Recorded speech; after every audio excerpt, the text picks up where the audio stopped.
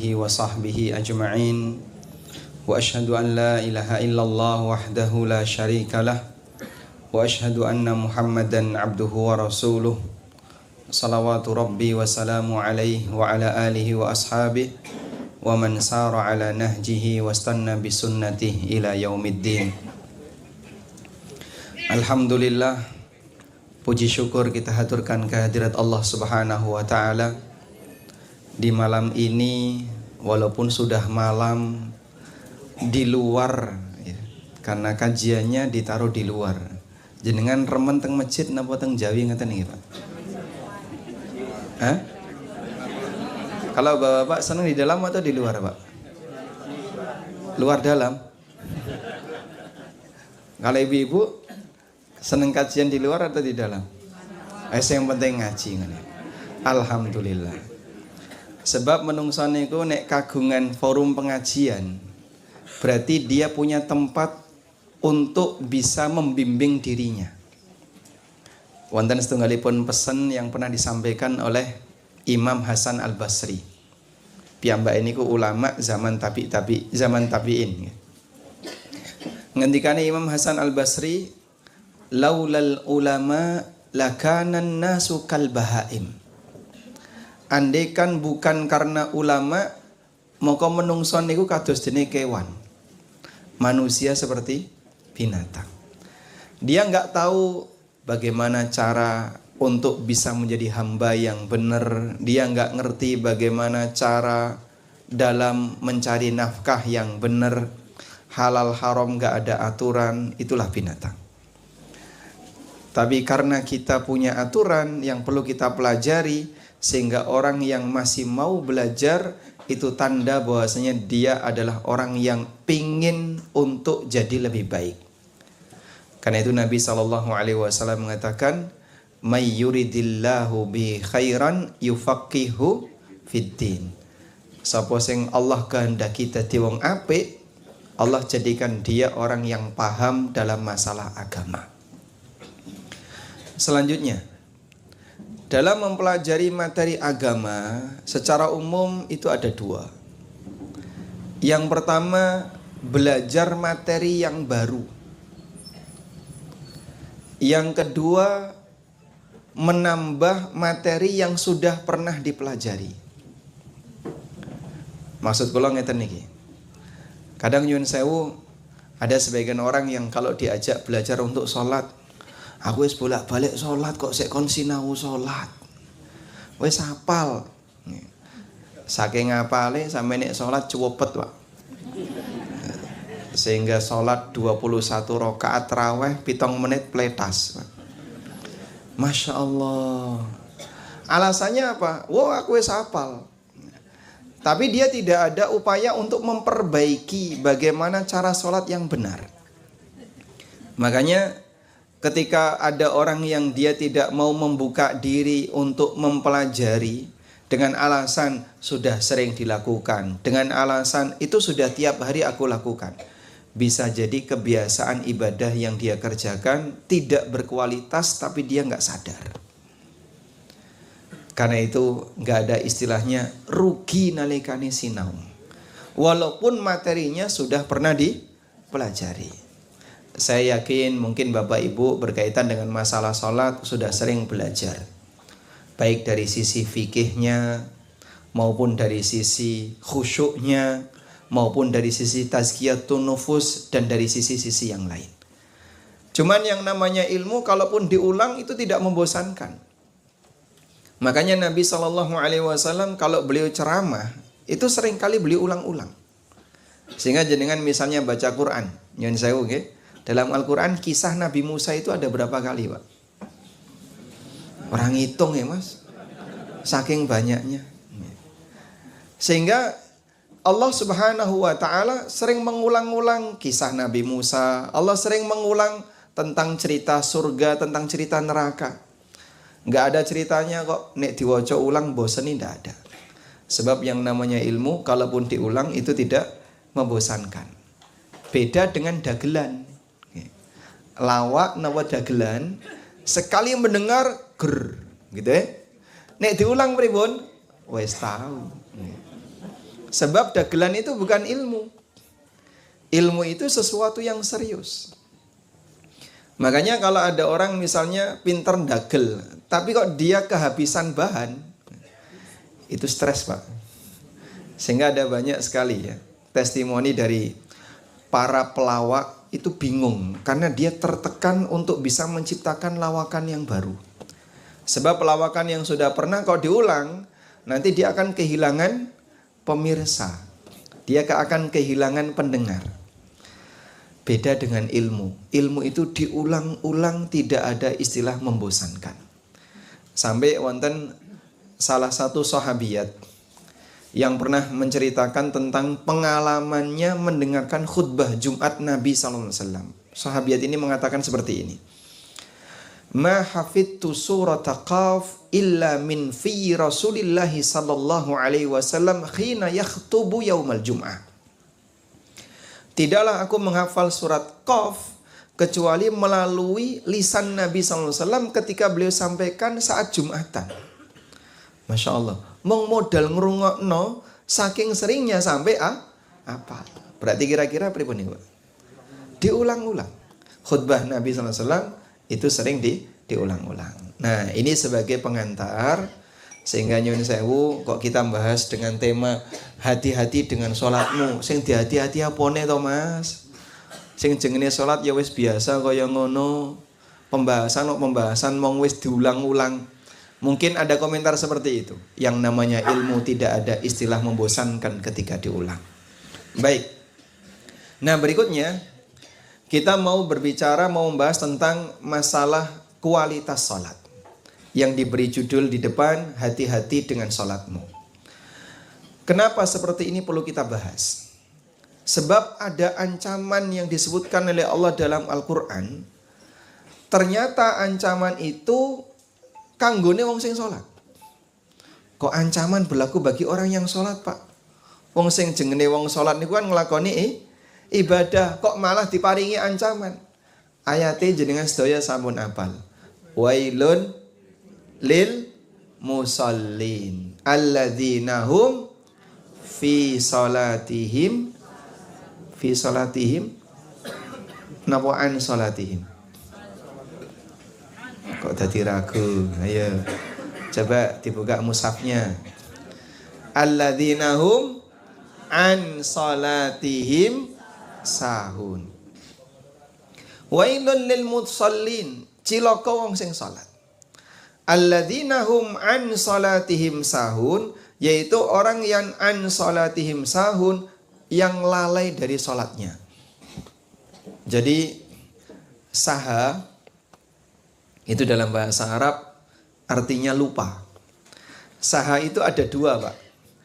Kalau pakai huruf jar an itu artinya melupakan, melalaikan yang dilakukan dengan sengaja. Ngremehno, tidak perhatian, digawe sing sak-sake asal-asalan dan seterusnya. Itu namanya sahaan. Wonten malih sahafi. Sahafi itu lupa tidak sengaja. Lupa tidak sengaja contohnya apa? Lali jumlah rakaat, lupa tasyahud awal, lupa apa lagi? Lupa doa sujud, baca doa ruku karena ngantuk nggih. Nalikane ruku maca doa sujud, nalikane sujud maca doa ruku dan seterusnya. Baik. Mana dari dua jenis lupa ini yang hukumnya haram? Yang pertama, kalau yang kedua manusiawi. Bahkan sampai pun Rasulullah Sallallahu Alaihi Wasallam sendiri pernah lupa ketika sholat. Sampai para sahabat ngelingno Nabi Sallallahu Alaihi Wasallam sholat duhur atau sholat asar 2 rakaat. Begitu salam, beliau langsung meninggalkan tempat imam, dikejar sama Dzul Yadain. Ya Rasulullah, aku siratis sholat amnasita. Ya Rasulullah, apakah sholatnya dikosor atau Anda sedang lupa? Wa madza? Kenapa tadi? Sholaita rakaatain. Anda cuma sholat 2 rakaat. Sehingga Rasulullah SAW sebagai seorang nabi, beliau bisa lupa karena beliau manusia. Selesai Nabi SAW nambahi kekurangan 2 rakaat, kemudian beliau sujud sahwi, lalu beliau mengatakan, innama ana basyarun nasitu kama tansaun fa idza nasitu fadzakkiruni. Aku kiyo menungso padha karo awakmu.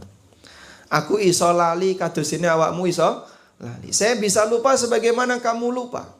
Makanya awakku lali narikane salat, ingatkan. Sehingga seorang Nabi SAW yang beliau seorang Nabi tapi manusianya statusnya tidak hilang, bisa mengalami sahafi. Maka untuk sahafi itu tidak berdosa. Karena itu ada seorang ulama namanya Atha bin Dinar. Atha bin Dinar. Menika ulama zaman tabi'in. Piyambake ngendika, alhamdulillahilladzi qala an salatihim sahun walam yakul fi salatihim sahun. Segala puji bagi Allah yang berfirman, fawailun lil musallin alladzina hum an salatihim sahun. Allah tidak berfirman alladzina hum fi salatihim sahun. Andaikan nyuwun sewu nggih, nek salat ra entuk lali ngeten Pak. Kira-kira kita sering melanggar enggak Pak? Sering.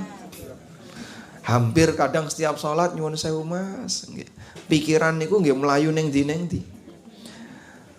Fisiknya ada di masjid, orangnya ada di masjid, pikirannya wis tekan pawon.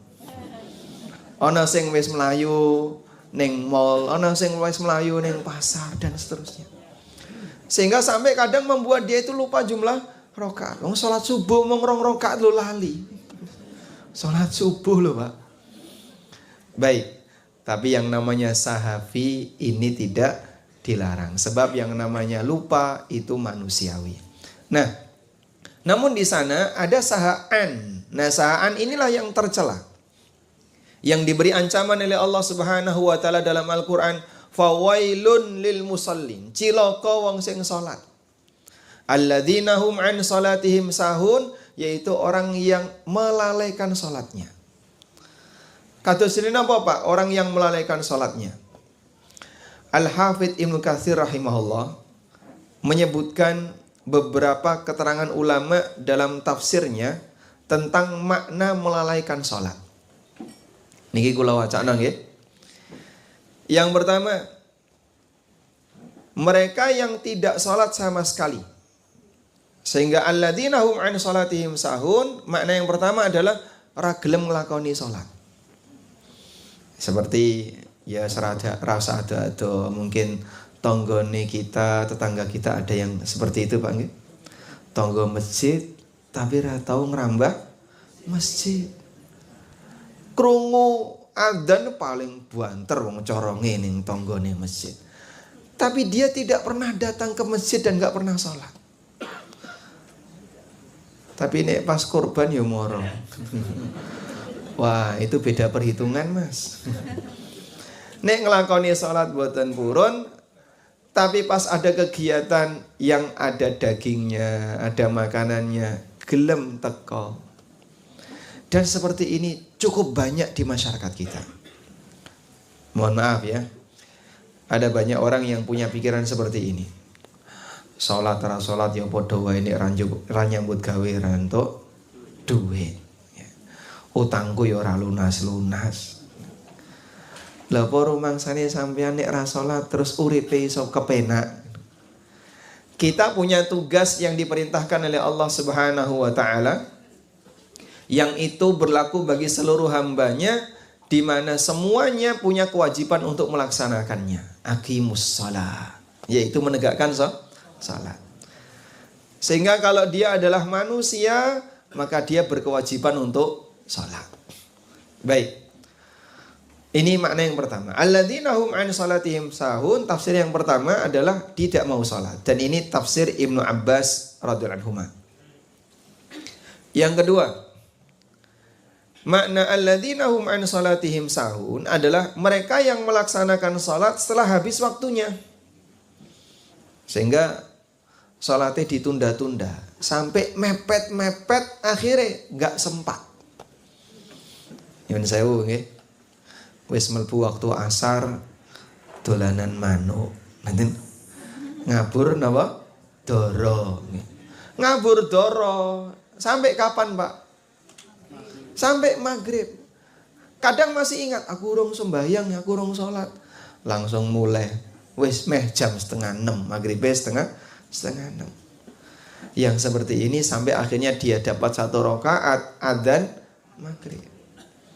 Dan seperti ini mohon maaf, nek wis urusan bal-balan, antarane bal-balan kalau sholat niku menang pundi, Pak? Menang pundi? Sholatnya disingkirkan, baik penontonnya maupun pemainnya. Subhanallah.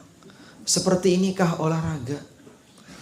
Ada orang yang hanya demi olahraga sampai dia meninggalkan kewajiban yang paling prinsip dalam hidupnya, ora gelem sholat. Dan itu banyak sekali.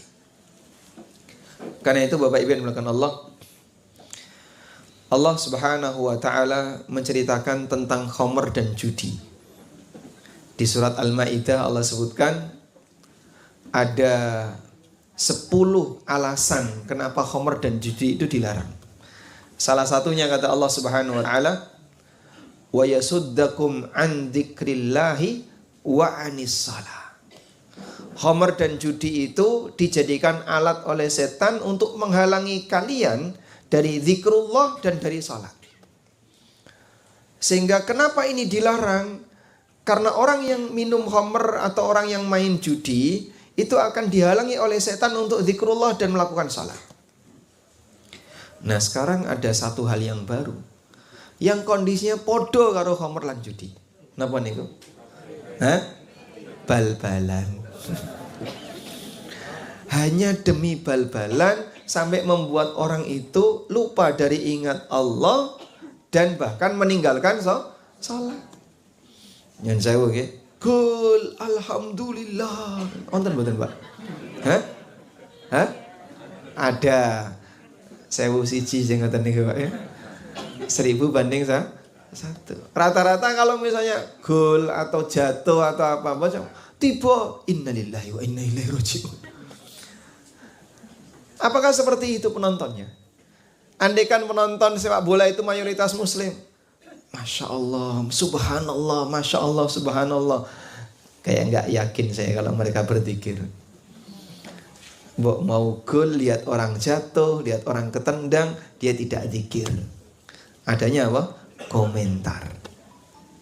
Oleh karena itulah betul yang disebutkan dalam Al-Quran tadi bahwasanya khamr dan judi bisa menyebabkan orang terhalangi untuk zikrullah. Dan sekarang ada permainan yang bisa menghalangi orang untuk zikrullah. Jadi kondisinya sama. Baik. Dan yang berpendapat seperti ini adalah Masruq dan Abu Duha. Yang ketiga, yang dimaksud dengan orang yang melalaikan sholat adalah mereka yang suka menunda sholat. Sehingga sengaja sholatnya dikerjakan di ujung. Mesti seperti itu. Mbok sholat maghrib, mbok sholat isya. Ya alhamdulillah sholat maghrib masih bisa ke masjid. Biasanya nek teng masjid niku Pak paling rame sholat napa Pak? Maghrib nggih. Maghrib. Oke koncone, dadi melu-melu ta teko. Tapi yang lain ditunda-tunda. Sehingga zuhur mepet asar. Asar mepet maghrib. Isya wis angop itu gek sholat. Subuh karipan. Sholatnya sudah hampir terbit matahari. Bahkan kadang sudah terbit matahari baru sholat. Karena di toiletnya kelamaan. Nah seperti ini kebiasaan yang seharusnya sudah mulai diselesaikan. Wes leren-leren kayak ini. Bahaya. Kamu mendapatkan ancaman dari Allah. Tapi aku kan sing penting sholat. Orang sing penting sholat. Sholatnya ya kudu kualitas. Nek mong sing penting dikerjakno tapi tidak ditompo, bisa jadi justru dia akan mendapatkan dosa daripada dapat pahala. Oleh karena itu kata Al-Hafidz Ibnu Katsir, di antara bentuk orang yang diancam oleh Allah fawailul lil musallin alladzina hum an salatihim sahun adalah menungso sing sengaja nunda-nunda nglakoni salat. Yang keempat, yang dimaksud dengan orang yang melalaikan sholatnya adalah mengerjakan sholat namun syarat dan rukunnya tidak dipenuhi. Contohnya apa Pak? Nyun sewu, anggere wudu, masih ada anggota wudu yang kering. Kula niki sering menjumpai ada orang kalau cuci tangan itu sampai mana? Siku teh garing. Siku teh garing. Apalagi kalau dia pakai baju lengan panjang, nganggo jaket, gulunge kurang dhuwur. Sehingga saat dia berwudu siku teh garing. Ada juga orang yang ketika berwudu nyuwun sewu, kakinya disentor dari depan saat ciduk, biur dah. Tapi dari depan. Jadinya gimana Pak? Tungkae garing. Nek ngoten niku pripun? Salate batal. Rasulullah sallallahu alaihi wasallam pernah bersama rombongan sahabat ketika safar.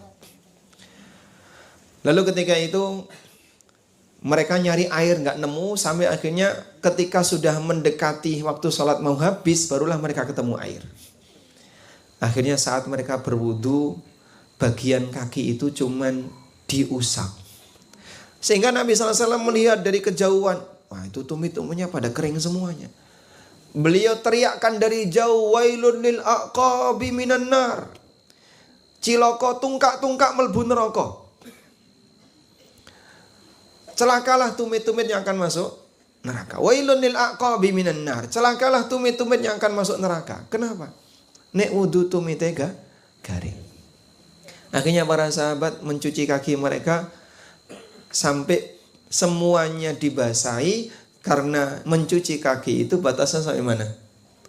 Ilal ka'bain, sampai sedikit di atas mata kaki. Nah seperti ini masih banyak diremehkan oleh sebagian orang. Nek kaya ngono carane, mbok salat tahunan ya ora ditampa, Pak. Wudu'e tidak serius, le wudu asal-asalan. Kadang saya pernah menjumpai orang itu ya.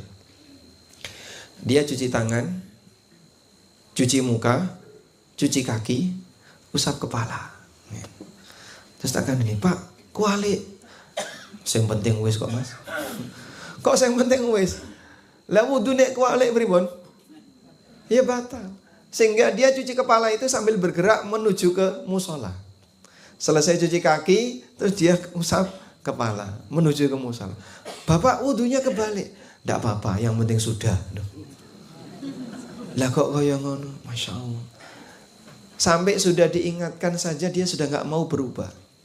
Kalau seperti ini caranya, percuma ngelakoni salat. Sebab ibadah niku wonten aturane. Nek wong kok ibadah boleh sesuka hatinya, berarti dia gak butuh Nabi. Adanya Nabi itu dalam rangka menjelaskan apa? Bagaimana cara beribadah yang benar, bagaimana cara berbuat taat yang benar. Kalau boleh asal-asalan, berarti dia nggak butuh Nabi. Oleh karena itu yang namanya ibadah, betul ngelakoni ibadah niku sae. Tapi kita juga dituntut untuk menjalankan yang benar. Tidak boleh asal-asalan. Yang kelima, yang dimaksud dengan alladzina hum an salatihim sahun adalah mereka yang sama sekali tidak khusyuk ketika melakukan sholat. Sehingga batinnya hilang, tidak ada unsur khusyuk sama sekali ketika sholat. Contohnya pripun Pak? Ketika sholat sama sekali babar blas boten mikir sholate. Mbah mikir kendaraane, mbah mikir sandale, mbah mikir liyane. Sehingga 0% dia tidak punya khusyuk. Ceritanya ngeten Pak. Khusyuk niku wonten kali, nggih. Khusyuk niku wonten kali. Yang pertama yang disebut oleh para ulama dengan al-khusyu'ul mutlak. Khusyuk mutlak. Khusyuk mutlak niku napa Pak? Khusyuk mutlak itu artinya khusyuk 100%. Nah, sakit khusyuk mutlak, khusyuk 100% dalam sholat, ini hukumnya tidak wajib. Sebab banyak orang yang tidak sanggup untuk bisa seperti itu.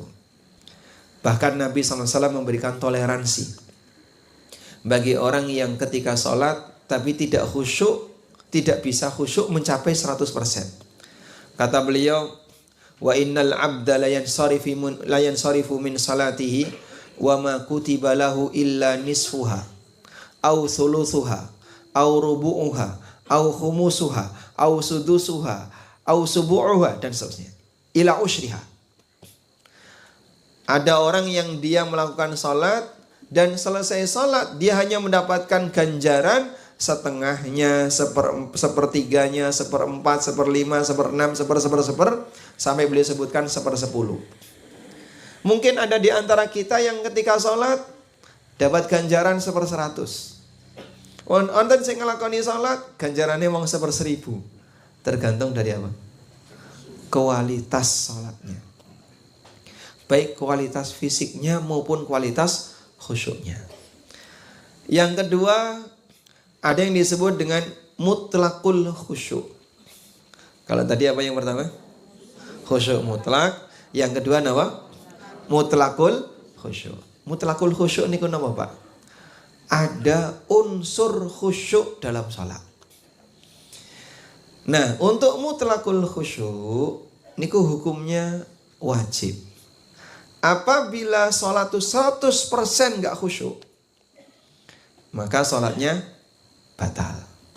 Sehingga dari mulai takbiratul ihram sampai salam blas tidak mikir sholatnya, maka orang seperti ini sholatnya tidak diperhitungkan, alias napa? Batal. Karena itu ada pembahasan yang disampaikan oleh As-Sun'ani dalam Subulus Salam, Syarah Bulughul Maram. Piyambake menjelaskan tentang hukum menahan kentut ketika sholat. Orang itu kalau sholat nahan kentut angsal napa mboten? Nggih? Angsal napa mboten?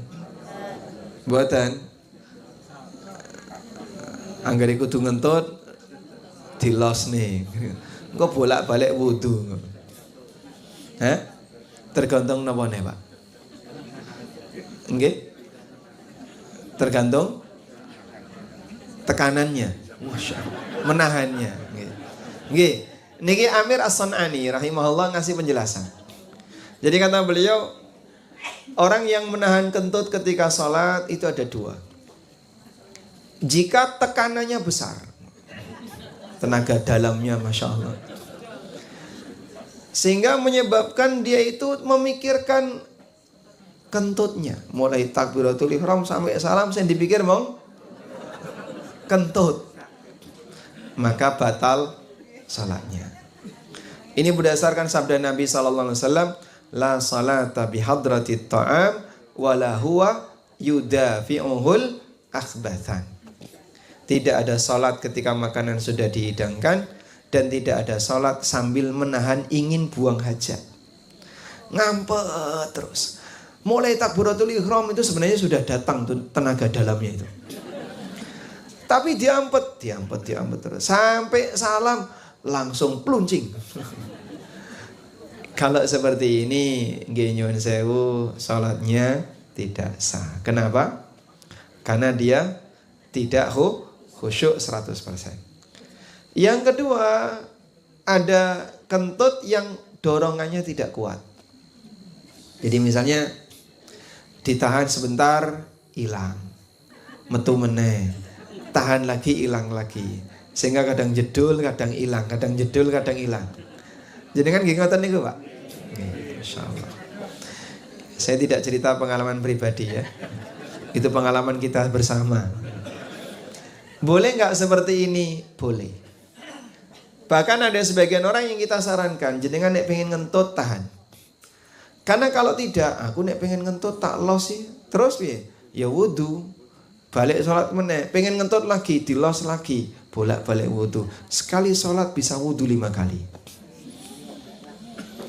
Saya pernah ketemu orang yang sholat taraweh, itu setiap 2 rakaat wudu dia. Dapat 2 rakaat ke tempat wudu, balik lagi. Dapat 2 rakaat ke tempat wudu. Selesai 2 rakaat ngentut. Wah, nek kaya ngene carane, kamu tidak akan bisa tenang ketika ibadah. Jadi korban godaan setan. Nah, seperti ini tidak perlu diuraikan. Sehingga kalau ada orang yang nahan kentut tapi nahannya bisa hilang sebentar sehingga tidak mengganggu konsentrasi, maka lebih baik ditahan. Baik. Lalu dari 5 tafsir yang tadi disebutkan oleh Al-Hafidz Ibnu Katsir, mulai dari tidak mau sholat, atau yang dia melakukan sholat tapi waktunya sudah habis, atau yang dia suka menunda-nunda sholat sampai di ujung waktu, atau yang meninggalkan sebagian rukun dan wajibnya, atau yang kelima tidak khusyuk sama sekali ketika sholat. Sing bener sing pundi, Pak? Kata Al-Hafidz Ibnu Katsir, wal lafdhu yashmulu hadza kullahu. Dan teks yang disebutkan dalam ayat Al-Quran mencakup semua tafsir itu. Maka 5 ini adalah salah satu di antara perbuatan. 5 ini adalah perbuatan-perbuatan yang jika terjadi dalam sholat kita, berarti kita termasuk orang yang diancam oleh Allah. Fawailun lil musallin, cilaka wong sing sholat. Alladzina hum an sholatihim sahun, yaitu orang yang lalai dari sholatnya. Bosing rupane ora khusyuk, atau bagian yang wajib dia tinggalkan, bagian yang rukun dia tinggalkan, dan seterusnya. Baik. Nah, selanjutnya jamaah, model orang seperti ini, itulah manusia yang disebut oleh para ulama sebagai menungso sing curang nalikane salat. Curang nalikane salat. Baik. Di sini pegawai ada enggak? Pegawai, karyawan. Kata nggih? Baik. Kalau ada seorang pegawai Bapak dikasih tugas sama pihak kantor, kamu kerjakan tugasmu ini selama 5 jam, jangan kurang dari 5 jam. Sudah? Terus dikurangi 3 jam mulai. Berarti pegawai seperti ini apa Pak? Hah? Gajinya genep, gajinya penuh, tapi jam kerja dia kurangi. Berarti orang seperti ini curang, korupsi waktu. Kon melbu sepekan 5 hari, mulai Senin sampai Jumat. Tapi kadang sering bolos tanpa alasan. Ketika dia mendapatkan gaji dari kantor, dia dapat penuh, tidak ada yang dikurangi. Tapi dalam kondisi yang sama dia suka ngurangi jam kerja. Berarti karyawan kados ini ngeten iki napa? Karyawan yang curang. Sampun? Allah memberikan kita perintah sholat. Dan Allah menjanjikan pahala bagi orang yang sholat. Maka kalau ada orang yang mengurangi sholatnya, berarti orang ini curang ketika sholat. Karena itu, dalam tafsir untuk firman Allah Subhanahu wa ta'ala tentang manusia curang. Manusia curang ini dalam bahasa Al-Quran disebut apa? Al-mutaffifun. Allah Ta'ala berfirman, wailul lil mutaffifin. Cilaka wong sing curang. Celakalah manusia yang curang. Bagaimana bentuknya? Alladzina hum an salatihim sahun. Kok alladzina hum an salatihim? Alladzina idza talu 'alan nasi yastawfun wa idza kaluhum aw wazanuhum yukhsirun. Yaiku menungso nek dodolan senengane ngurangi. Tapi nek tuku njaluke di genepi. Timbangan cucuk manuk niku lho, Pak. Wis jelek mbok diangeti.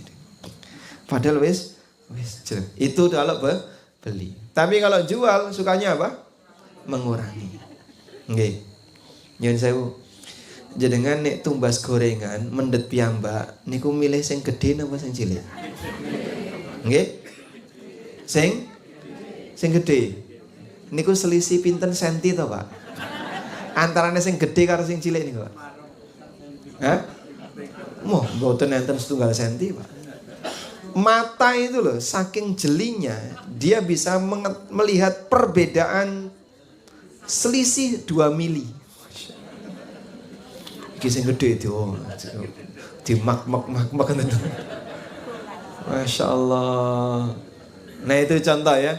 Orang kalau beli dia mintanya apa? Dipenuhi. Jangan tumbas bensin eceran nih Kang ya Pak. Itu kan selisih ketinggian bensin di kepala botol. Selisih berapa mili Pak? Itu mata bisa melihat. Iki luwih dhuwur. Padahal Masya Allah, golek sing gorengan gede-gede, tahu gede-gede, ternyata nget-ngetan. Baik, nah itu orang curang dalam bermuamalah. Jadi nek tuku njaluke digenepi, kalau beli mintanya dipenuhi, tapi kalau dia menjual sukanya mengurangi. Nah dalam prakteknya, ketika orang beribadah ternyata juga ada praktek yang curang. Sebagaimana yang pernah dikatakan oleh Imam Malik, likulli syai'in wafa'un wa tatfifun. Segala tugas itu dilaksanakan oleh manusia dengan dua cara, wafa'un wa tatfif. Ada yang memenuhi sehingga dia disebut dengan al-wafi, al-wafa. Dan ada yang senang ngurangi, tatfif, sehingga pelakunya disebut mutaffif. Salah satu di antara bentuk mengurangi itu adalah ngurangi nalikane salat. Jenengan catat niki penting ya. Yang bawa HP boleh dipakai untuk nyatet. Nggak usah difoto. Moto Ustadz nih buat nenten gunane gitu. Dan Bapak mau pulang bawa ilmu atau pulang bawa foto Ustadz? Karo-karo nih. Haram gono.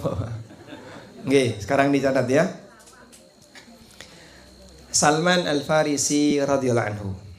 Sahabat Salman Al-Farisi radhiyallahu anhu pernah mengatakan, Innamas salatu mikyalun. Innamas salatu mikyalun. Salat itu punya takaran. Faman aufa ufiya lahu. Sapa sing genepi takaran salat, ufiya lahu, mongko ganjarane bakal digenepi. Wa man taffafa faqad sami'tum ma qala Allahu fil mutaffifin. Tapi sapa sing wani curang nalikane salat. Siapa yang berani curang ketika salat, yang berani mengurangi ketika salat, faqad sami'tum ma qala Allahu fil mutaffifin. Awakmu rungokno ancaman yang diberikan oleh Allah untuk al-mutaffifin. Wailun lil mutaffifin alladzina idza talu 'alan nasi yastawfun wa idza kaluhum aw wazanuhum yukhsirun ala yadhunnu ulaika annahum mab'utsun. Apa awakmu ora eling? Apa kamu tidak ingat kalau kamu akan dibangkitkan oleh Allah Subhanahu wa taala? Hati-hati. Salatmu sing kaya ngono bakal dihisab. Bahkan yang pertama kali dihisab napa, Pak? Amal hamba adalah salat. Nek salatmu sing penting salat sak-sake asal-asalan sehingga tidak memenuhi kadar yang sebenarnya, ya titenono, semuanya akan ada konsekuensinya. Perhatikan, ini semuanya akan ada konsekuensinya. Allah memberikan ancaman fawailun lil musallin. Allah juga memberikan ancaman wailun lil mutaffifin. Sehingga sampai kata sahabat Salman, salat itu ada takarannya. Ya, makanya Bapak Ibu, kalau orang mengerjakan salat melebihi dari takaran ini, pahalanya diberi lebih. Tapi kalau kurang dari takaran ini, berarti dia mengurangi bagian yang wajib untuk dipenuhi. Nggih, kados dene ngaten Pak. Nek dalam istilah pelajaran niku kan wonten KKM nggih. Napa KKM niku? Hah? Pripun? Kriteria kelulusan minimal. Nilai minimal berapa sehingga orang yang mengerjakan itu dikatakan lulus. Kira-kira salat niku wonten KKM-e mboten? Wonten Pak? Ada? Standarnya ada. Sehingga kalau kurang dari itu tidak lulus. Kalau bisa lebih dari KKM, bahkan di atas rata-rata, dapat nilai 100. Kalau dia sampai di KKM, lulus tapi nilai yang paling rendah. Maka ada sholat minimalis, sholat derajat paling rendah. Di bawah ini dosa. Di bawah ini orangnya berdosa. Sebabnya apa? Dia mengurangi nilai minimal. Itulah yang dimaksud oleh sahabat Salman. Innamas salatu mikyalun. Salat itu ada takarannya.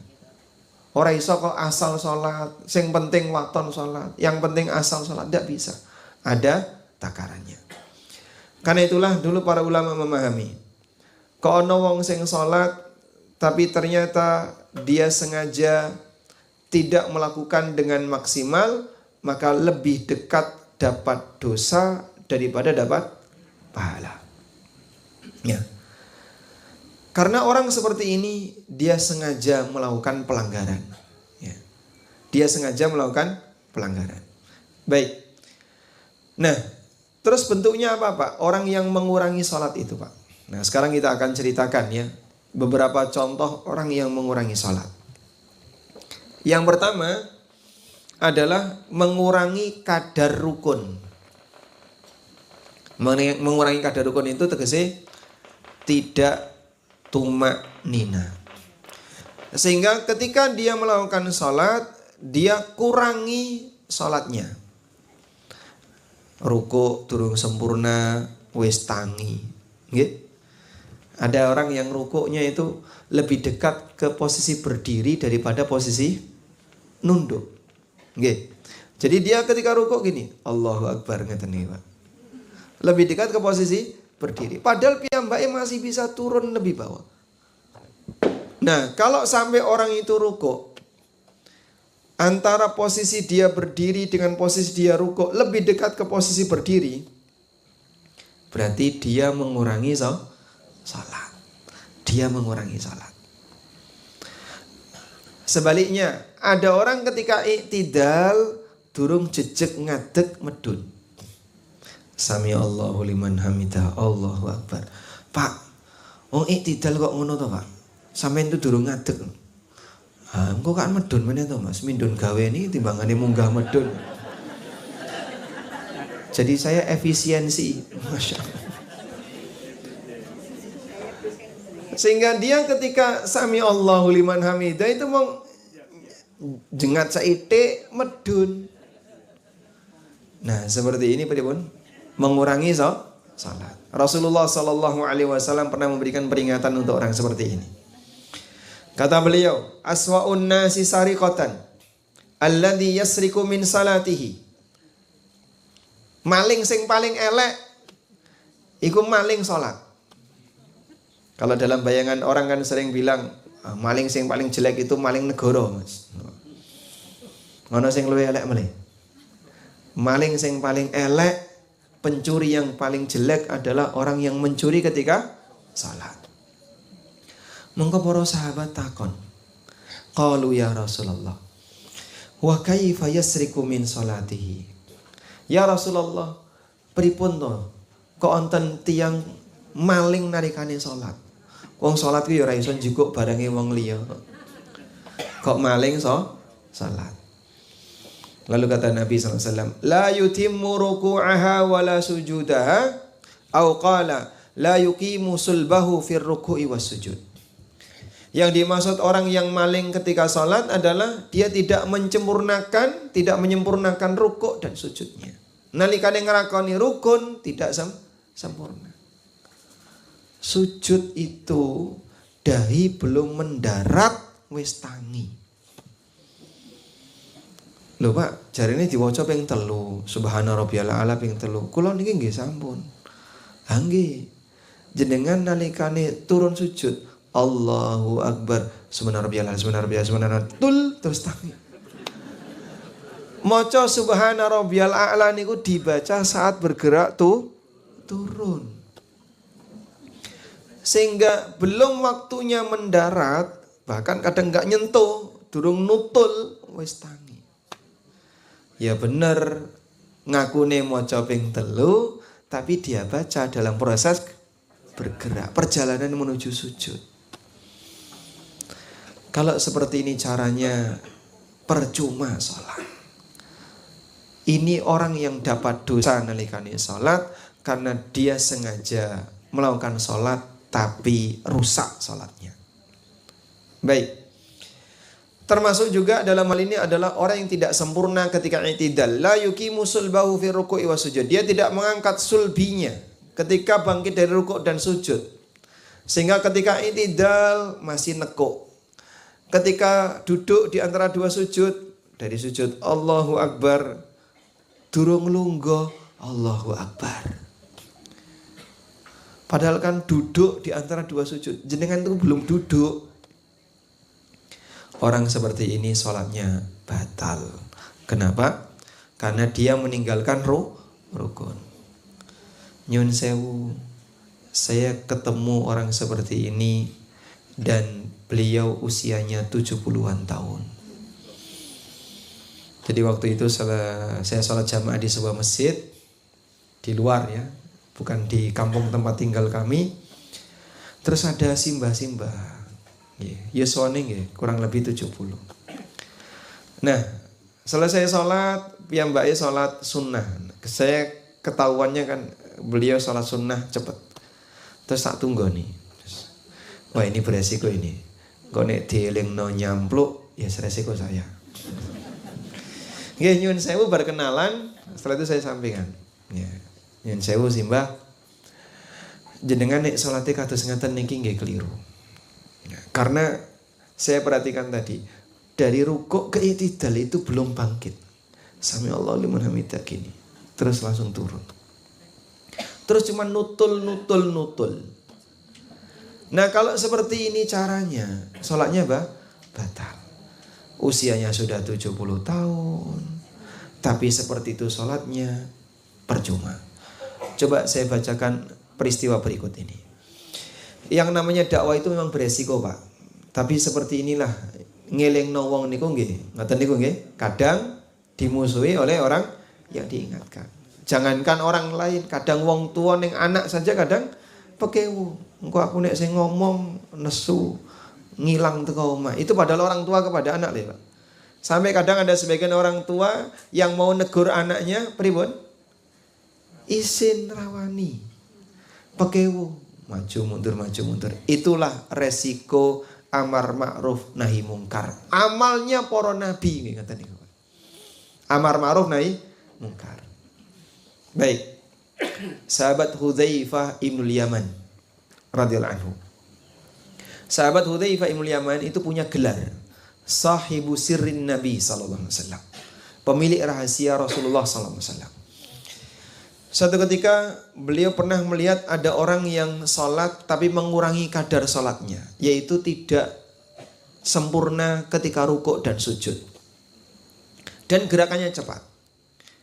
Maka selesai sholat, Hudzaifah bertanya, Mundu mata tusalli mithla hadza? Sejak kapan kamu sholat dengan cara seperti ini? Lalu orang itu mengatakan, arba'ina sana. Ya kurang lebih 40 tahun yang lalu. Masya Allah. Berarti kira-kira umurnya pinten? 40? Nah, berarti kan lahir langsung sholat. Kira-kira umurnya berapa? Anggaplah dihitung dari balik, berarti umur 55. Sejak kapan kamu sholat seperti ini? 40 tahun yang lalu. Berarti kurang lebih usianya 55. Kalau dia sholatnya sejak balik.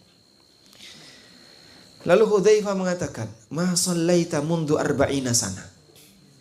Nek kaya ngene carane salatmu ora dianggep selama 40 tahun. Wah, ngomong kaya ngono nek zaman saiki ya. Kamu itu siapa? Kamu kan bukan Tuhan. Kok berani-beraninya menilai salat orang lain? Salatmu batal. Karena tidak tumak nina. Kalau tidak tumak nina, salatnya batal. Kaya ngono kok dibelani, apalagi jadi bahan kebanggaan. Didaftarkan untuk jadi rekor muri. Tarawih tercepat sejagat. Sejagat napa nih? Jadi tidak ada orang yang salat secepat itu, tapi dibanggakan. Sampai diwawancarai, mlebu TV, ya. Do seneng sehingga dia melaksanakan salat. Masya Allah. ini aslinya bukan sholat tapi senam. Makanya jenengan nek ngrungokno videone niku nggih. Saya nonton videonya. Bismillahirrahmanirrahim. Dolin. Allahu Akbar. Sing krungu mong dolin, dolin. Allahu Akbar, dolin, Allah. Dolin niku artinya apa, Pak? Hah? Dolin niku artinya apa? Orang yang sesat. Bismillahirrahmanirrahim. Dolin. Sing krungu kan mong bismillah karo dolin. Saking cepatnya sampai sing jelas, yang jelas terbaca dan bisa kita dengar itu cuma 2 kalimat. Bismillah sama dolin. Allahu Akbar. Masya Allah. Kalau ketemu sahabat Hudzaifah langsung divonis ya. Nek kaya ngene carane salate batal. Walau, nah ini lanjutannya coba. Ini lebih penting lagi. Walau mutta wa anta tusalli hadis salah la mutta ala ghairi fitrati Muhammadin sallallahu alaihi wasallam. Nek sampai awakmu mati kok salatmu kaya ngene, berarti awakmu mati bukan di atas ajaran agamanya Muhammad sallallahu alaihi wasallam. Lebih serius lagi ini. Makanya seperti ini enggak main-main ya. Sehingga ketika diingatkan, Pak salatnya batal, kalau memang dia punya alasan, diterima dan perbaiki sholatnya. Cuman orang sekarang kalau diingatkan sholatnya batal, kadang ngeyel. Sampean kan bukan Tuhan, kok bisa menilai sholat orang lain batal? Saya bisa menilai, Pak. Sebab berkaitan dengan masalah kriteria penilaian itu wonten kalih, Pak. Ada penilaian sah dan tidak sah, sah dan batal, dan ada penilaian diterima dan tidak diterima. Kalau sah dan batal itu kriteria lahir. Tegasnya pripun, Pak? Menungso bisa menilai. Kita bisa menilai, bahkan kita bisa menilai sholatnya orang lain. Itu kalau masalah sah dan batal. Nggih. Nyun sewu. Bapak tadi ikut sholat jamaah Isya enggak? Ikut, Pak? Ikut. Nggih. Ikut ya? Bapak yakin enggak imamnya sah? Hah? Imamnya jenengan nalikane sholat Isya berjamaah tadi sah napa batal? Imamnya loh. Saya tidak tanya sholat Bapak ya. Sholatnya imam. Nggih? Sah yakin? Kenapa? Karena syarat makmum boleh bertahan itu ketika dia yakin imamnya sah. Kok misalnya nyuwun sewu, jenengan berdiri persis di belakang imam. Mangbu selengut. Wah. Kok rada mambu saiki. Krungutus. Oh. Tapi imamnya ora ngaku. Tetap bertahan di situ ya. Izin rana sing wani melengsarkan saya. Sehingga dia tetap bertahan jadi imam. Jenengan sing ngerti pripun, Pak? Ya? Yang ngerti salatnya tidak sah. Tapi kalau yang nggak tahu, misalnya makmumnya sampai belakang-belakang karena nggak tahu, salatnya sah karena mereka nggak tahu. Dan imamnya berdosa dalam hal ini karena dia bertahan melakukan ibadah pada posisi itu batal. Nah, saat orang itu sholat, maka kita bisa menilai ini sah atau batal. Tapi kalau menilai diterima atau tidak ada yang tahu kecuali Allah. Makanya kalau jenengan dinilai sama orang lain, nek kaya ngene salatmu ora ditampa. Nah, itu ndak boleh. Dari mana kamu tahu? Tapi kalau salatmu batal, itu boleh. Karena masalah batal dan sah itu berkaitan dengan apa? Kriteria lahiriah yang bisa dilihat oleh orang. Nggih, salatnya jenengan Isya tadi sah atau batal? Ibu-ibu, sah apa batal? Yakin? Sing ragu wonten mboten? Takon baleni. Yakin saya? Karena Anda tahu semua rukun sudah saya kerjakan, Mas. Wajibnya juga saya kerjakan. Syaratnya juga sudah saya penuhi. Saya tidak melakukan pembatal, berarti sampean sudah memenuhi sah. Salatnya sah. Seperti itu kita dalam kondisi yakin karena kita bisa menilai. Nah, yang bisa dinilai dari orang lain ketika sholat salah satunya adalah kecepatan gerakan tadi. Makin cepat makin batal.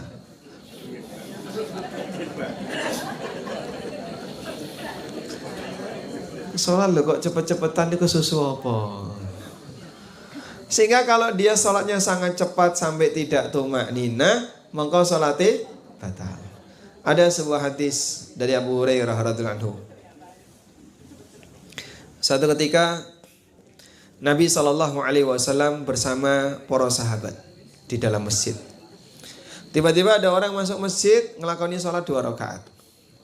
Selesai sholat, mendatangi Nabi SAW lalu menyampaikan salam, kemudian dijawab salamnya.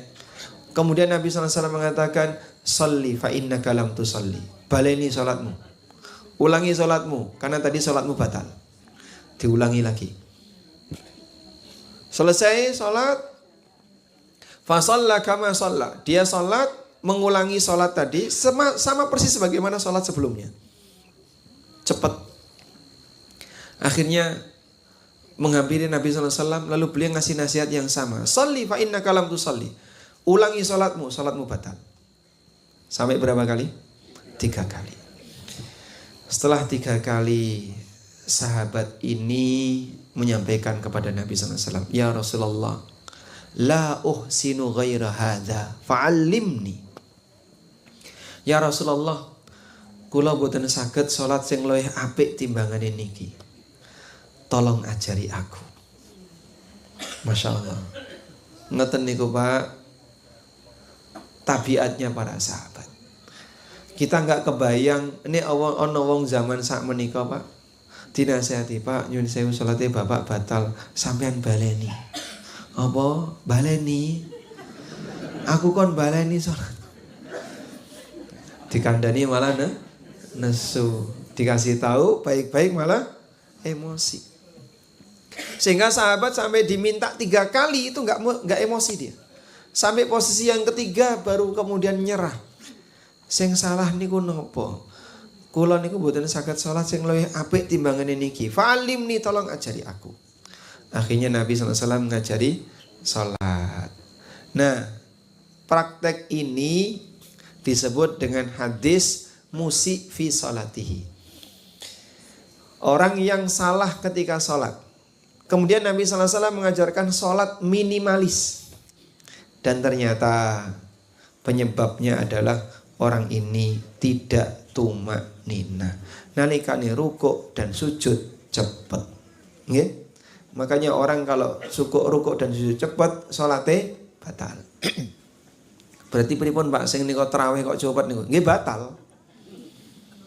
Nek melu kaya ngono ya melu batal. Apalagi kalau sholat wajib. Kalau sholat wajib batal, inna lillahi wa inna ilaihi rajiun. Ciloko. Karena orang ini meninggalkan kewajiban. Selanjutnya, termasuk di antara orang yang melakukan tatfif ketika sholat, orang yang dia curang ketika sholat adalah kanggone piantun kakung. Khusus untuk bapak-bapak. Tidak ke masjid itu termasuk curang. Sampai seperti itu standarnya boroh sahabat. Saya ceritakan di sini. Imam Malik dalam kitabnya Al-Muwatta meriwayatkan bahwa ketika Umar bin Khattab radhiyallahu anhu pulang sehabis sholat asar, beliau ketemu dengan orang yang tidak ikut sholat asar berjamaah. Jadi saat pulang memergoki orang yang tidak berjamaah. Loh kok mau ora ketok ning masjid? Apa yang menghalangimu sehingga kamu tidak hadir ketika sholat jamaah tadi? Lalu orang itu menyebutkan uzurnya. Tadi saya ini. Kata Umar, tofafta. Awakmu curang. Tofafta, kamu telah berbuat curang. Sehingga Umar bin Khattab radhiyallahu anhu menilai, menungso atau bapak-bapak yang sholatnya tidak di masjid, itu termasuk curang nalikane sholat wajib. Wallahu a'lam. Pun ngantuk nggih. Alhamdulillah nggih. Kula niki nggih pun nyawang jenengan kok ana sing liar-liar, ana sing manduk-manduk ini karo merem. Insyaallah didongengi nggih. Kan cuaca Magelang niku adem nggih. Apalagi dikasih pengajian merem. Nggih, pun cekap. Alhamdulillah. Demikian wassallallahu ala nabiyyina Muhammadin wa ala alihi wa sahbihi wasallam. Ada tanya jawab betul banget. Nggih. Ini saya kembalikan ke panitia. Nyuwun sewu Pak Ustadz MC. Tadi yang mau bertanya?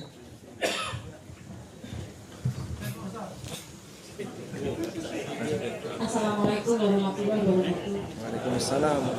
Langsung saja yang ingin saya tanyakan, misalkan kita mau sholat sunnah rawatib, tapi di dalam masjid itu ada puji-pujian yang berisik, itu sebaiknya kita tetap sholat atau mendingan tidak dilanjutkan? Terus yang kedua, bagaimana mendakwahi teman-teman ini yang masih suka sholat di luar syariah, misalkan sholat malam nisfu Sa'ban, sholat menjelang Muharram, itu bagaimana? Sekian, wassalamualaikum warahmatullahi wabarakatuh. Waalaikumsalam warahmatullahi wabarakatuh. Nggih. Baik, memang terkadang ada ya sedikit dilema yang terjadi di tengah kaum muslimin dengan adanya kebiasaan sebagian orang. Nyun sewu. Dzikir niku pada prinsipnya pelan atau keras, Pak? Dzikir niku, Pak. Sahabat niku pernah, Pak, dzikir dengan bungok-bungok, Pak. Jadi ada dzikir yang disyariatkan untuk keras makin bagus. Dan ada dzikir yang disyaratkan untuk pelan. Dzikir yang disyariatkan untuk keras contohnya apa, Pak? Adzan. Adzan makin keras makin bagus. Kenapa? Karena salah satu fungsi adzan itu apa? Memberitahu masuknya waktu sholat, memanggil masyarakat untuk datang sholat berjamaah. Sehingga ketika adzan, maka Nabi SAW memilih sahabat sing suarane paling seru. Sinten niku? Bilal. Padahal yang bermimpi adzan siapa? Abdullah bin Zaid. Saat Abdullah bin Zaid cerita kepada Nabi SAW, ya Rasulullah, mimpi adzannya diceritakan. Kata Nabi SAW, hadir ru'ya salihah. Ini mimpi yang benar. Ajarkan adzan ini kepada Bilal, fa innahu andanu sautan minka. Sebab Bilal niku suaranya lebih kenceng daripada kamu. Maka yang adzan bukan yang mimpi Abdullah bin Zaid, tapi yang adzan Bilal bin Rabah. Baik. Dan ada zikir yang disyariatkan untuk dibaca pelan. Pada umumnya zikir disyariatkan untuk dibaca pelan. Seperti zikir setelah sholat, zikir sebelum sholat wajib, sebelum iqamah. Zikir-zikir pada umumnya dibaca dengan pelan. Nyun sewu, kalau jenengan berdoa masuk ke toilet, baca apa, Pak? Allahumma inni a'udzubika minal khubuthi wal khaba'ith. Alasannya sing zikir kencang-kencang niku napa? Oh, iki kan syiar Islam. Untuk menyebarkan syiar ya kita keraskan. Ayo nek kowe mlebu toilet, Allahumma inni a'udzubika minal khubuthi. Coba teriakkan sekalian. Itu kalau mau masuk toilet. Atau misalnya dalam kamar, Allahumma jannibna syaitan wa jannib. Tonggone krungu. Kira-kira pripun? Hah? Nginjen. Oh, nginjen. Nggih boten parang to, Pak. Lho, jarene syiar. Nek syiar mbok diserono kabeh kan. Suarakan semuanya dengan keras. Kalau alasannya bahwa dengan bersuara keras itu sih syiar. Syiar itu apa sih? Melaksanakan syariat itulah syiar. Sehingga adzan itu syiar. Karena syariatnya dikeraskan. Melaksanakan sholat jamaah itu syiar. Kaum muslimin keluar rumah menuju masjid. Jumatan itu syiar. Apa yang sejalan dengan syariat, itulah syiar agama. Sudah? Kembali ke tadi. Sahabat itu pernah teriak-teriak sambil zikir. Allahu Akbar, Allahu Akbar. Lalu beliau, Nabi SAW ngasih nasihat. Arbi'u ala anfusikum. Bok mesakne awakmu. Fa innakum la tad'unal asamma wala ghaiba. Yang kamu panggil itu bukanlah zat yang tuli, zat yang budek, atau zat yang gak ada. Wa innama tad'una sami'an qariba. Tapi yang kau panggil adalah Dat yang sami, yang apa? Maha mendengar. Qarib, lagi dekat. Sehingga tidak perlu bengok-bengok marakno kesel. Cukup apa? Dengan suara yang pelan. Sehingga kalau zikir ya yang pelan. Nah, sekarang masalahnya nek wis kadung mlebu masjid kaya ngono pripun, Pak? Kalau jenengan bisa sholat berikutnya tidak di masjid itu, silahkan. Tujuannya apa? Agar kita bisa qobliyah lebih khusyuk. Karena antara adzan sampai iqamah itu waktu untuk apa? Sholat qobliyah dan doa. Itu butuh ketenangan. Tidak diganggu dengan suara keras. Lah aku saya pengen keras. Yo jangan kayak gitu. Ini namanya mementingkan diri sendiri, ganggu yang lain. Wallahu a'lam. Pencekam nggih. Yang satunya lupa. Ya, tapi wis pun setunggal mawon gentosan. Silakan. Lanjutnya sinten? Masya Allah. Nggih, monggo. Ya, coba mikrofonnya didekatkan, Pak. Nah. Di kitab Al-Quran itu as-sholatu ala waqtiha. Tidak ada petunjuk bilang awal waktu, tidak ada di Quran. As-sholatu ala waqtiha, sholat pada waktunya. Di 2 jam waktunya ya itu sekitar 2 jam itu kita bisa sholat.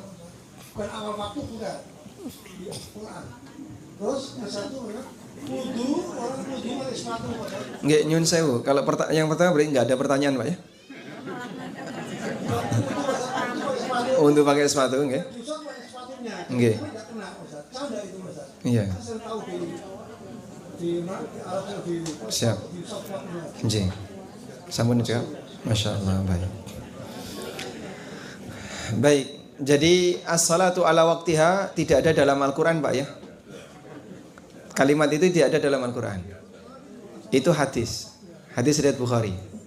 Bukan di teks Quran. Kalau teks Qurannya surat An-Nisa, innas salata kanat 'alal mu'minina kitaban mauquta. Itu teks dalam Qurannya. Sesungguhnya salat itu adalah kewajiban bagi orang mukmin yang mauqutan, yang ditetapkan waktunya. Ngaten, Pak? Baik. Selanjutnya, tentang as-salatu ala waqtiha, ini pertanyaan Ibnu Mas'ud radhiyallahu anhu.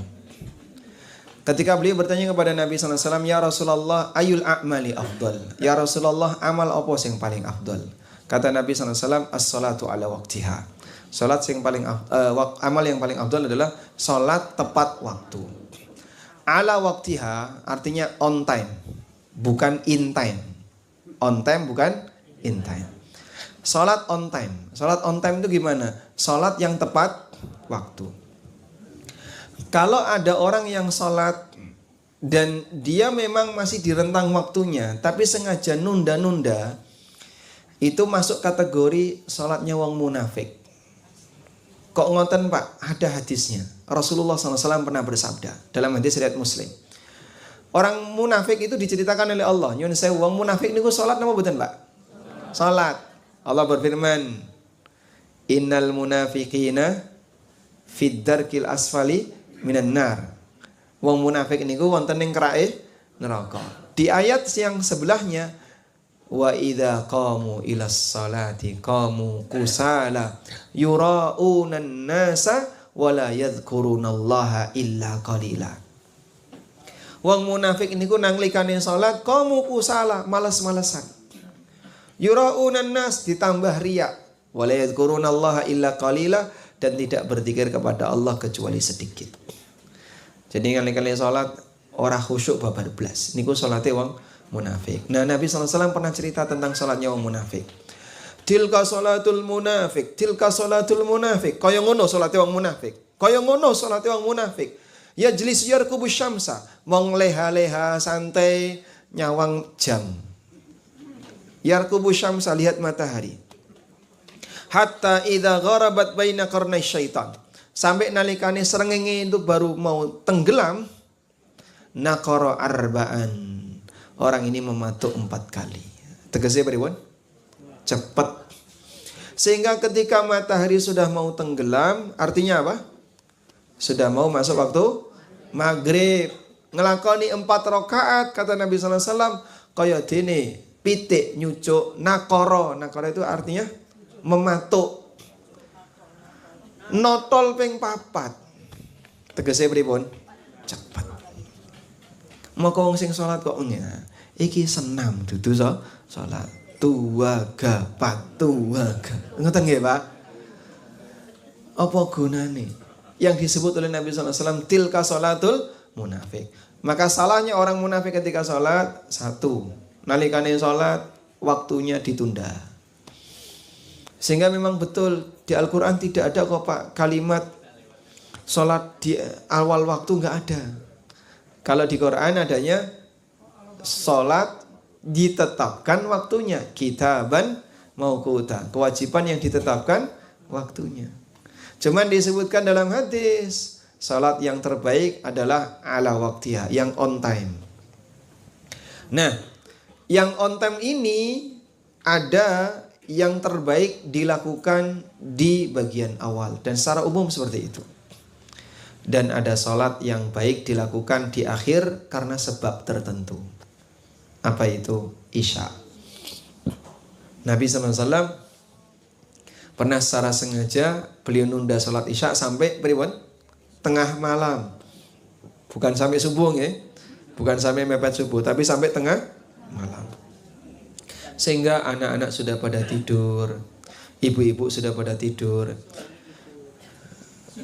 Enggak, yang suaminya di masjid. Para sahabat di masjid.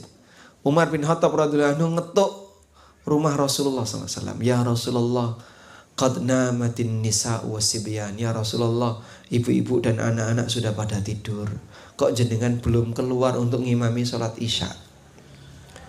Jadi ditunggu itu sampai tengah malam. Lalu Rasulullah SAW mengatakan, wallahi innaha lawaqtuha laula an asyukka ala ummati. Demi Allah, tengah malam inilah waktu sholat isya yang terbaik kalau tidak memberatkan umatku. Maka Nabi SAW kenapa lebih sering sholat isya di awal malam? Karena kalau dilakukan di tengah malam memberatkan umatnya. Ya. Oh, di awal malam wirah gelem sholat. Oh, mana? Coba bayangkan, andaikan sholat itu, sholat isya kok mati jam 12, Pak. Kira-kira bagaimana, Pak? Aliran apa toh guys? Aliran apa toh guys? Padahal itulah waktu yang terbaik. Wallahu alam. Kemudian tentang mengusap sepatu. Jadi wudu untuk bagian kaki itu ada 2 cara. Yang pertama dicuci. Nah, dicuci ini jika kakinya tidak dibungkus dengan alas kaki. Ya seperti wudu normal. Yang kedua diusap. Jika kakinya dibungkus dengan alas kaki. Bisa kaos kaki, bisa sepatu. Dan Nabi SAW melakukannya. Nah, kalau kakinya tidak dibungkus dengan alas kaki, tidak pakai sepatu, tidak pakai kaos kaki, kok diusap atau mau disiram ngarepe tok tungkae garing. Cuman depannya saja yang basah, belakangnya kering. Gimana ini? Ya batal. Kecuali kalau dia pakai kaos kaki terus diusap, itu malah sah. Meskipun ada aturannya ya. Yang dibahas oleh para ulama dalam fikih tentang apa? Mashul khuf. Mashul khuf dibahas wonten sakjerone fikih babakan mashul khuf tentang mengusap khuf. Wallahu alam. Nggih, pun cekap. Alhamdulillah. Kami kembalikan ke moderator. Beribun. Napa sampai subuh mawon gitu. Terakhir. Assalamualaikum warahmatullahi wabarakatuh. Waalaikumsalam warahmatullahi wabarakatuh. Ini kejadian di beberapa desa yang banyakkan petani. Itu khususnya sholat asar. Okay. Itu sering diakhirkan azan. Nah, apa yang perlu kita lakukan? Kalau kita sholat tepat waktu, akhirnya awal waktu, akhirnya kan kita gak jamaah di masjid. Sedang kalau di masjid itu banyak sholat asar itu 4:30. Bahkan di sholat kalau adzan di jam 3 ditegur Ustaz. Itu gimana Ustaz? Apa yang perlu kita lakukan? Nggih. Niku Magelangan. Nasi goreng. Daerah Magelang, Wonosobo, terus Boyolali, Temanggung, Purworejo, wilayah petani terutama ya, wilayah petani. Saya sendiri kalau membandingkan, nek kula niku asli Lamongan. Rumah saya dengan laut pesisir pantai itu 200 meter.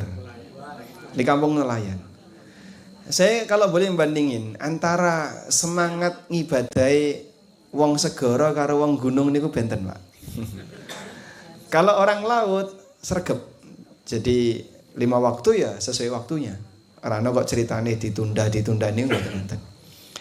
Nah, pertama kali saya baru menjumpai salat asar ditunda niku teng daerah Bojonegoro. Nah itu kan memang kampung itu mayoritas petani dan aturannya di situ. Jadi adzan niku setengah gangsal kata saya. Adzan asar setengah 5. Adzan asar setengah 5, komate meh jam 5 niku. Nggih. Setengah jam berikutnya buka puasa. Nah waktu itu saya pas Ramadan. Masya Allah, nek kaya ngene ceritane nggih nyun sewu. Ini menggeser waktu. Nah, sekarang hukumnya bagaimana? Kalau Bapak buka referensi buku-buku Syafi'iyah, misalnya Matan Ghaya wa Taqrib saja, salah satu yang paling dekat ya. Matan Abi Syuja. Nama lainnya kan Matan Ghaya wa Taqrib. Matan Abi Syuja itu menyebutkan bahwa waktu salat niku wonten kali. Ada waktu ikhtiari dan ada waktu doruri. Waktu ikhtiari niku napa, Pak? Waktu ikhtiari adalah waktu rentang waktu di mana orang boleh milih walaupun dia tidak punya udzur. Mau di depan, mau di tengah, mau di akhir silahkan. Rentang waktu ikhtiari. Sudah? Bagi yang tidak punya udzur, dia harus mengerjakan sholat di waktu ikhtiari. Yang kedua, waktu doruri. Waktu doruri itu waktu di mana bagi orang yang punya kondisi darurat boleh mengerjakan di waktu itu. Tapi bagi yang tidak punya kondisi darurat berdosa mengerjakan sholat di waktu itu. Waktu doruri dan waktu ikhtiari untuk sholat asar niku napa? Batasnya adalah matahari kuning. Kalau sholat asar dikerjakan dari mulai masuk waktu asar sampai menjelang matahari kuning, mau di awal, di tengah, di akhir, misal saat ini asar jam pinten? Jam 3, maghrib jam setengah 6. Jadi kurang lebih mungkin dalam rentang 1 jam itu waktu ikhtiari. Dari mulai jam 3 sampai jam 4 itu waktu ikhtiari. Nah, orang mau mengerjakan sholat asar jam 3 pas, jam 3:04, jam setengah 4, jam 4 kurang 1/4, jam 4 monggo. Karena ini di rentang waktu ikhtiari. Walaupun dia nggak punya udzur. Waktu doruri, nek srengenge pun kuning. Nah, wis kuning, itu masuk doruri. Kalau ada orang tidak punya udzur sengaja ngerjakan sholat asar di waktu doruri, podo karo wong munafik nih Bapak. Tilka sholatul munafik. Kaya ngono salate wong munafik, wong lunggah-lungguh nyawang srengenge. Makane ngeboti sholat napa gawean? Ngeboti sholat napa pekerjaan?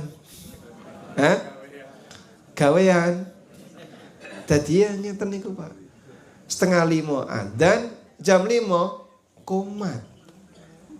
Sing ning sawah durung mulai, akhirnya ditunggoni. Kalau seperti ini caranya mengorbankan sholat, kenapa nggak dibalik mengorbankan pekerjaan demi sholat, bukan mengorbankan sholat demi kerjaan? Karena nantinya jadinya di waktu doruri terus. Padahal nyuwun sewu nyambut gawe niku darurat nggak Pak? Wong iso ditinggal. Nah, seharusnya kan wis leren sik mlebu asar, leren dah kerjakan sholat. Nek ado saka masjid pripun? Kalau jauh dari masjid, Anda bisa sholat di sawah. Dulu ada sahabat yang dipesini oleh Nabi SAW karena piyambake niku pekerjaannya gembala kambing. Gembala kambing kan kadang nyari jauh gitu. Akhirnya beliau diperintahkan, Dimanapun kau berada, silakan adzan, kerjakan sholat, maka di belakangmu ada banyak yang makmum bersama kamu. Maksudnya makhluk yang tidak kelihatan. Apa gak wedi? Oke. Baik, mungkin itu. Semoga apa yang kita bahas ini bermanfaat. Nah, kalau bagi bapak yang pendatang ketemu masjid seperti itu, sholat sendiri, terus silahkan berkegiatan. Jadi kalau nunggu kan nanti jadinya ikut melanggar. Oke. Baik, demikian. Semoga apa yang kita bahas ini bermanfaat. Semoga Allah Subhanahu wa ta'ala menjadikan kita sebagai hamba yang bisa menegakkan sholat dengan baik, seperti doanya Nabi Ibrahim. Pripun dongane, Pak? Rabbi ja'alni muqimas salati wa min dzurriyyati. Allahumma anfa'na bima 'allamtana wa 'allimna ma yanfa'una warzuqna ilma. Rabbana ja'alna muqimi salatana. Wa sallallahu ala nabiyyina Muhammadin wa ala alihi wa sahbihi wa sallam. Wa akhiru da'wana walhamdulillahi rabbil alamin. Wassalamualaikum warahmatullahi wabarakatuh.